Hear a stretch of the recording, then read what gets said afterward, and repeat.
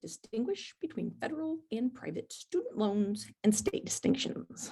So let's talk about the excitement of student loans. So first, federal loans versus private loans. On the left side, we have federal loans, right? So federal loans are issued by the government. The interest rate is set by the government. This is where the majority of student loans really come from. They have better terms than private loans. The APR is usually lower. And you generally don't pay interest until after you graduate. So the federal government takes care of the interest before you graduate. And so you don't repay until later. It's just kind of a better situation for students. Not all of them, some of them. There are three types of federal loans we will talk about today: direct subsidized loans, direct unsubsidized loans, and then direct plus loans. Very different from each other. And we'll talk more about those in just a moment. Now we get to private loans. These are issued through different funding sources. So think like a bank, or if you fund straight through the school that you go to, different state agencies, credit unions, anything that can loan money, you could get a private loan for.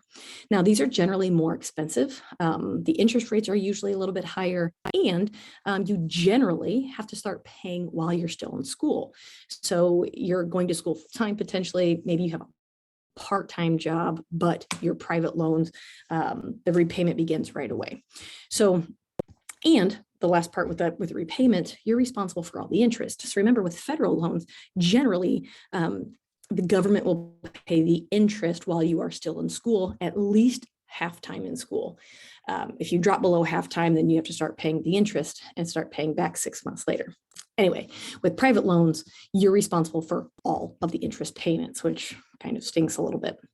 So one thing with applying for a federal loan is you have to fill out the FAFSA, the free application for federal student aid. And there's like a due date for this where you, your parents' income, all of this, all of the situation of your socioeconomic status, your economic status goes in, and then the federal, the admissions people at the school will send this in, and they will determine how much you are eligible for a federal loan, or what type of federal loan you are eligible for. So a lot of federal loans are based on financial need. But it all starts with the FAFSA. So let's start talking about the three types of federal loans. The first one is the direct subsidized loans. So these are only available to undergraduate students, right? So the first beginning of college here. And this is based on financial need, based on the FAFSA that we send in. So if you send in the FAFSA and they decide you have no financial need, you would not be eligible for a subsidized loan. Now, the subsidized loan is, I would say, probably the best kind to get, because the government pays the interest while you're in school, and the repayment doesn't start until 6 months after graduation, or 6 months after the student falls under half time in school. So as long as you're attending school for at least half the time based off some metric of the school, you do not have to pay interest or start the repayment process, which is pretty nice. For direct unsubsidized loans, these are not based on financial need, but because they are not based on financial need, the government does not pay the interest while you are in school. So you still don't have to pay it back until later, but the interest is accruing as you are in school. So if you are in school for, let's say, 4 years and you have unsubsidized loans, the interest is continuing to add on, even though you are not making payments. So that just means it's getting bigger and bigger and bigger, which is not so fun. But direct unsubsidized loans are also available for graduate students. So while a graduate student is not eligible for a subsidized loan, they are eligible for unsubsidized loans. And these interest rates are generally a little higher, which is also not so positive because the interest is accruing, right? You want a lower interest rate if that is the case. Okay, the last one is the direct plus loans. These are available to graduate students, which is called the Grad Plus loan, or parents of dependent undergraduate students, which is called the Parent Plus loan. So if you are a parent and you have a child who is a dependent of yours as an undergraduate student, you could potentially get a direct plus loan. Now, terms are not as good for these as the subsidized type loans in terms of the interest rates are higher, and in terms of how many years you can get the loan. These do require a separate credit check, where the subsidized and unsubsidized loans do not require a separate credit check. Now, the difference between the Grad Plus and the Parent Plus is that graduate students do not have to make payments while they're in school. So because they are actively involved in an educational process, their payments do not start until after graduation, or again, 6 months later, after halftime, but parents must begin the repayment immediately. So you can get the loan potentially to help your student at school, but you must start repaying them immediately. Again, the interest will accrue the entire time of all of these.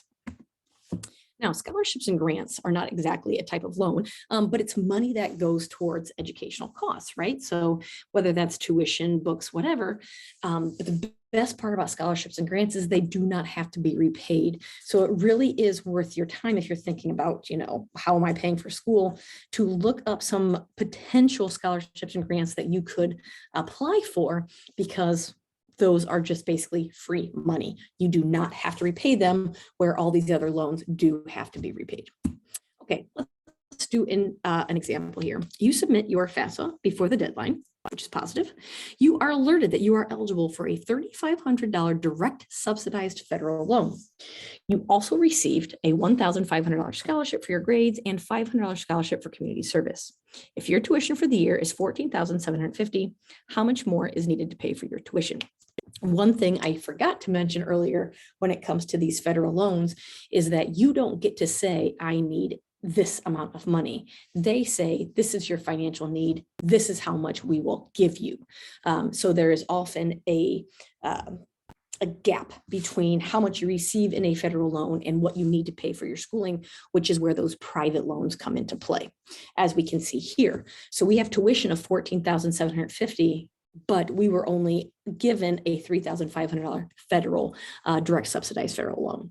So how much more do we need? If this is our situation, right? And I remember when I graduated from high school and I had a couple like small scholarships like this. So how much did I need to cover? Like what was left? So as we think through this, first, let's figure out how much free money we have. So we've got $1,500 and then another $500,000 scholarship. So I've got $2,000 in scholarships. Remember, that's money I don't have to pay back. So I have the $2,000 in scholarships plus the $3,500 in my federal direct subsidized loan. So I have $5,500 covered for my tuition bill. Well, if my tuition is $14,750 and I've got $5,500 taken care of, that means I have $9,250 left to cover. So I need either other loans. I need to maybe empty my savings account. I maybe need to beg some aunts and uncles, start a GoFundMe, something, because I have to cover another $9,250 for my annual tuition. And that right there is the sad part of loans and going to college.